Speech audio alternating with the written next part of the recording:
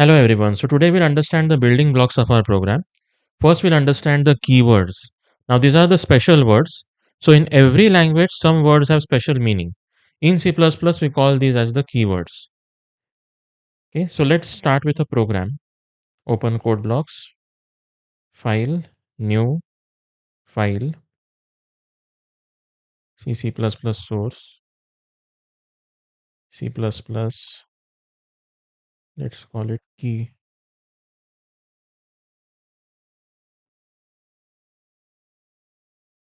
Okay, so let's write a simple program.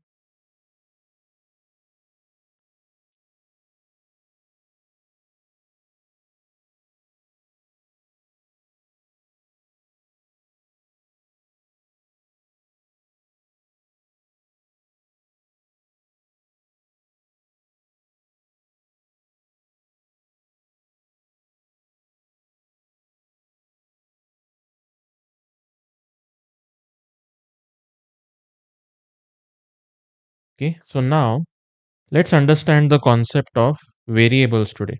Okay, so what are keywords and what are identifiers? That is what we'll study in today's video. Let's say I want to store the age of a student. Okay, so how can I store a value in C++? How can I store a value? To store a value, I need something. I need a container. To store anything in life, we need some container to store something. Nothing can be stored without something containing it. We need a container to store something. So variable is that container. Okay. So let's say I want to store the age of the students. Okay. So let's say student underscore age is what I want to like use as the container. So my container will be called as student age and it will store the value that is the age of the student. So let's say age of the student is 19. Okay. Now when we create a container in C++, it has to be strictly defined what is the type of the contents in that container. Does this container contain water? Does this container contain oil? Does this container contain paint? Okay. Similarly, does this container contain an integer? Yes. So this container contains an integer. So this is the concept of a variable. We have defined a variable. The name of the variable is student age.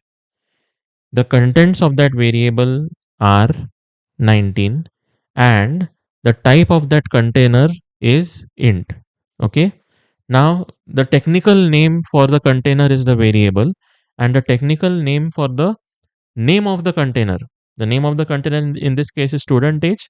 The technical name for that is the identifier.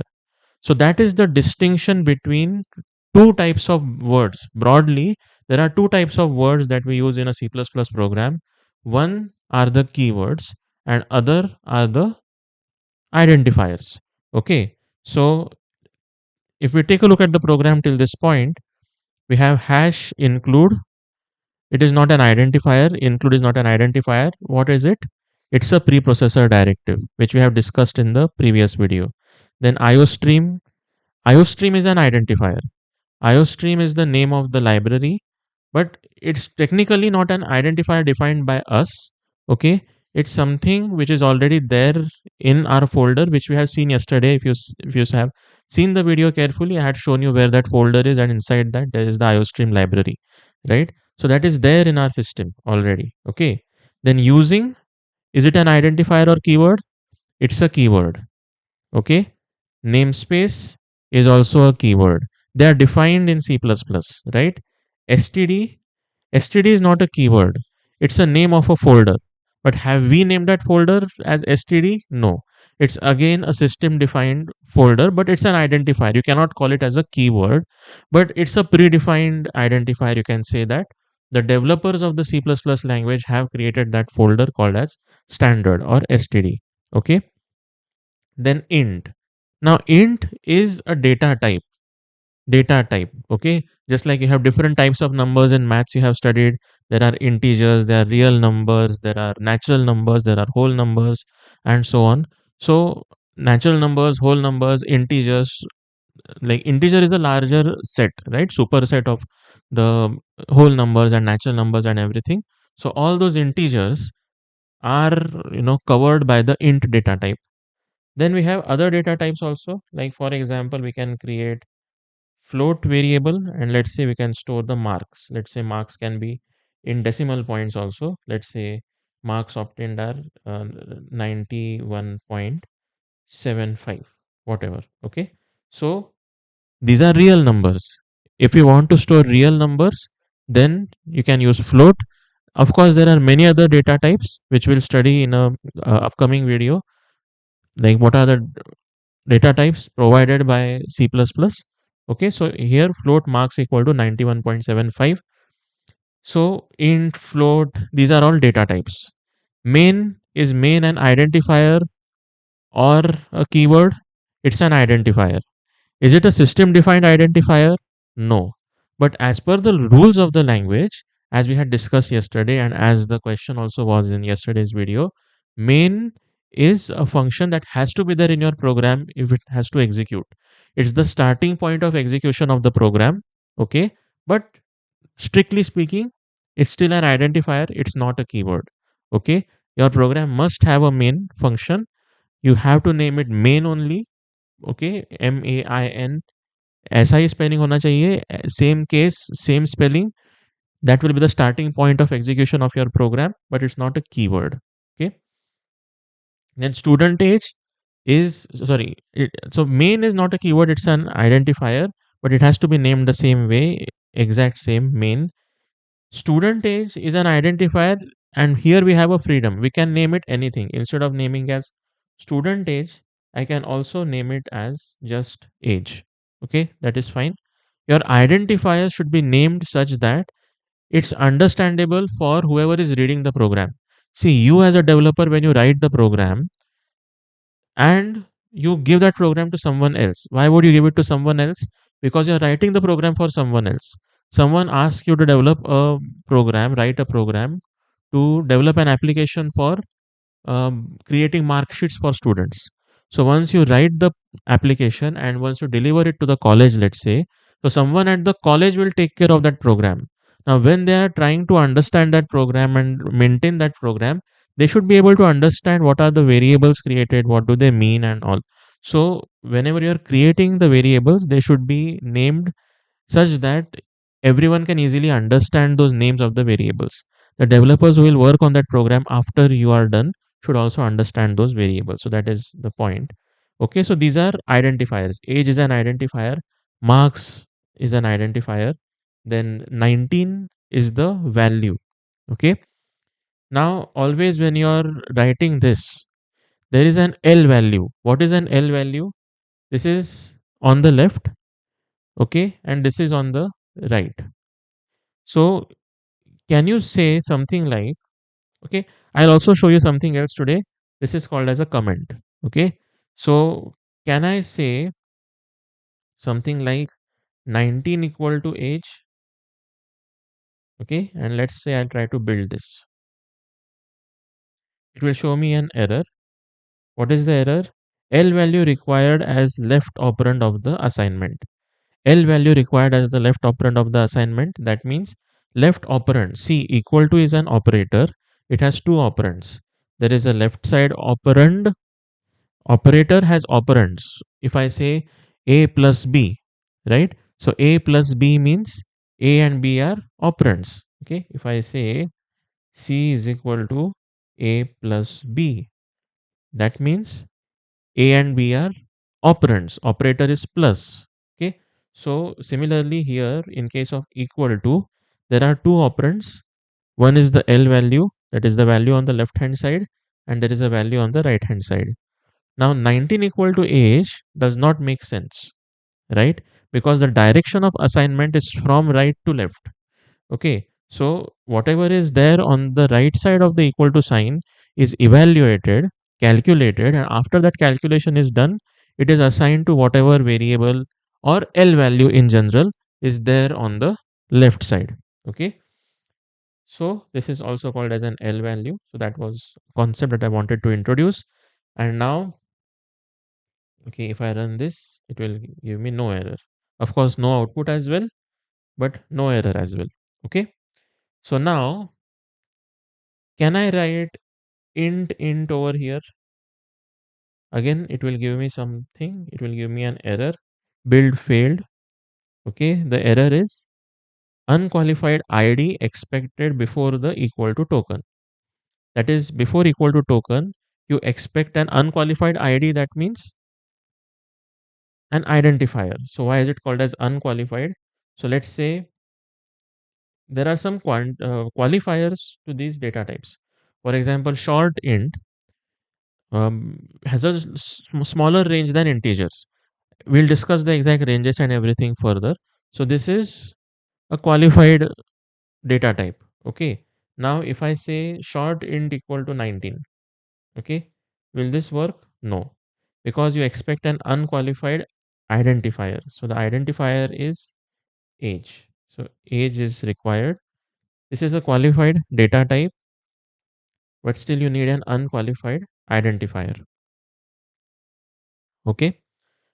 Now, so in short, identifiers are the names we choose for things in our program, like naming something, naming your pet, or naming someone, some things like some baby, naming something like so.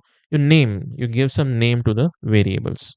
Okay. Or you can think of these as labels. Okay. Now, every variable, think of it like a container. Okay. So inside your memory, we had discussed the concept of memory, primary memory. Now primary memory or RAM has address for every memory location. So your variables that you are creating here, they also have an address. Okay. So the address can also be obtained using the address of operator. So if you want to print the value, okay, so if I say the age is, the age is, and then I print the age variable, and then I say the age is stored in the memory at location. So if you want to find the location where it is stored, then you will use an operator which is the AND operator. Okay. Now, every time you run this program, you may or may not get the same output, because every time it may be allocated in a different piece of memory. So, for example, let's say I'll run this. The age is 19 and the age is stored in the memory at location 0x, whatever location you get, right? And let's say I run it again.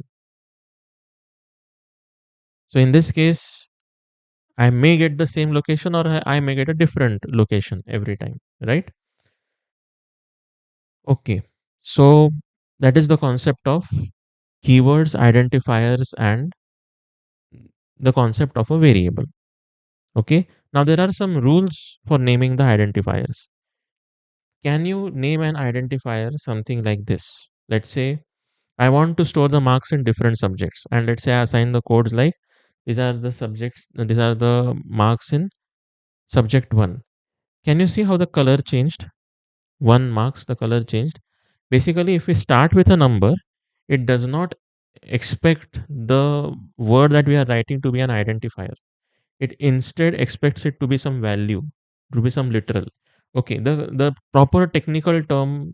Okay, so let's write it like this again. So when I say int age equal to 19, I told you that whatever is on the left of the equal to sign is the L value. Now whatever is on the right, 19, 19 in itself, what is 19? 19 is a number, 19 is an integer. So in the technical terms in C++ and all the programming languages, we call that as a literal. Okay, so 19 is a literal. You're assigning a literal to the L value, that is the age. Okay, what else can we assign to that? Let's say we say that, for example, we increase the marks by 10%. Now, how will you increase the marks by 10%? marks equal to marks multiplied by, let's say, 1.1. That will increase the marks by 10%.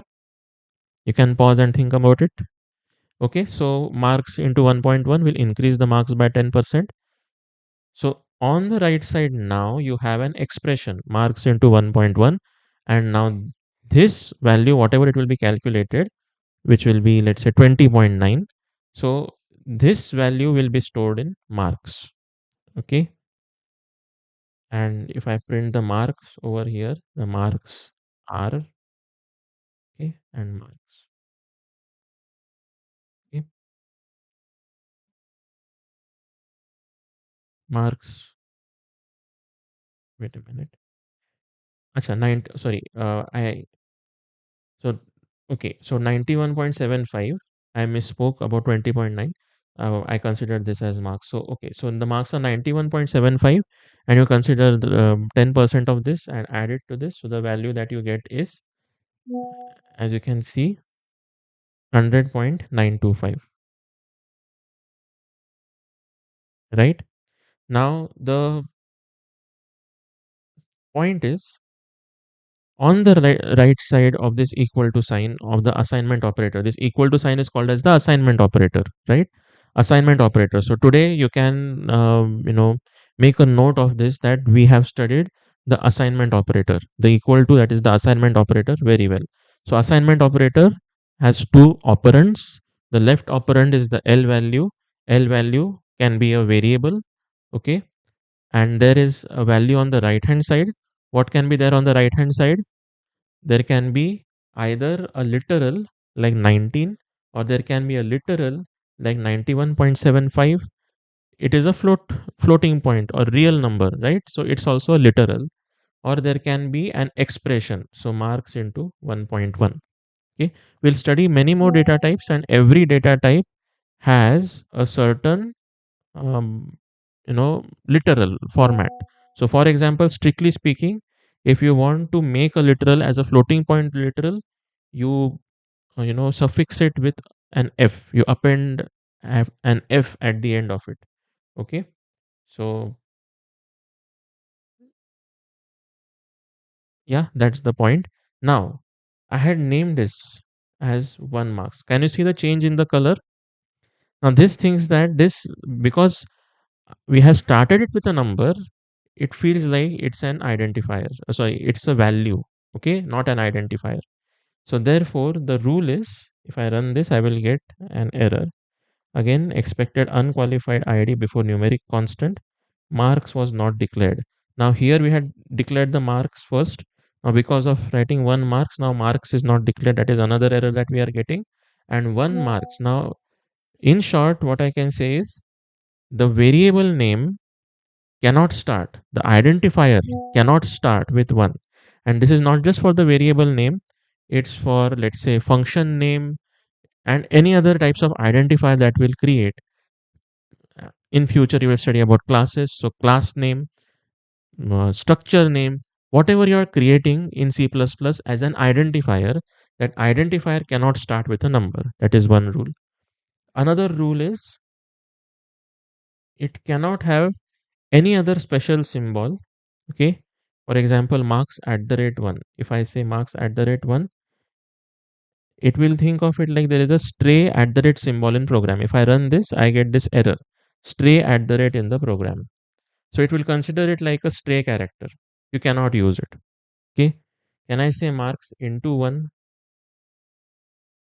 Okay, it expects an initializer before the multiplication token. So the symbols which have been declared as operators cannot be a part of the um, identifier. At the rate and other special symbols cannot be a part. What can be a part? Then space cannot be a part. If you just write space, then it will be two separate things. So mark space 1 will be two separate things, right? So this will again give you error, right? So basically it expects underscore. Underscore is allowed amongst all other special characters. Only underscore is allowed. So in short, what you can remember, when you're naming a variable, sorry, when you're naming and yes, you can naming a variable or a function or a class or anything in general. When you're creating an identifier, you have to make sure that the identifier does not begin with a number, okay, and it should not contain any special characters other than underscore. Now, can the numbers be there as a part of the identifier? Yes. So in short, your identifier can be composed of a to z small or a to z capital as well. I can make this as capital M, that will also work. Okay, everywhere I can replace it by capital M.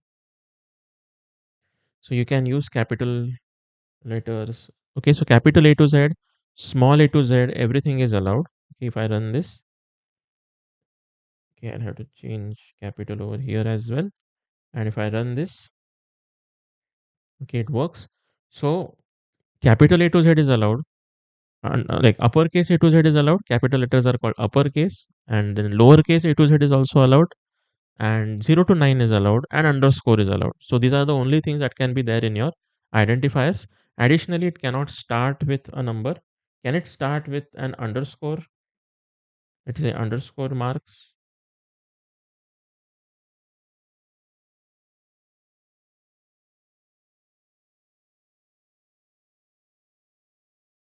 It can start with an underscore as well. Okay, so your identifier can start with an underscore, it can start with an alphabet, but it cannot start with a number. Okay, so that's it for this video. We have introduced keywords, identifiers. If you have any questions, any doubts, do post them in the comments below.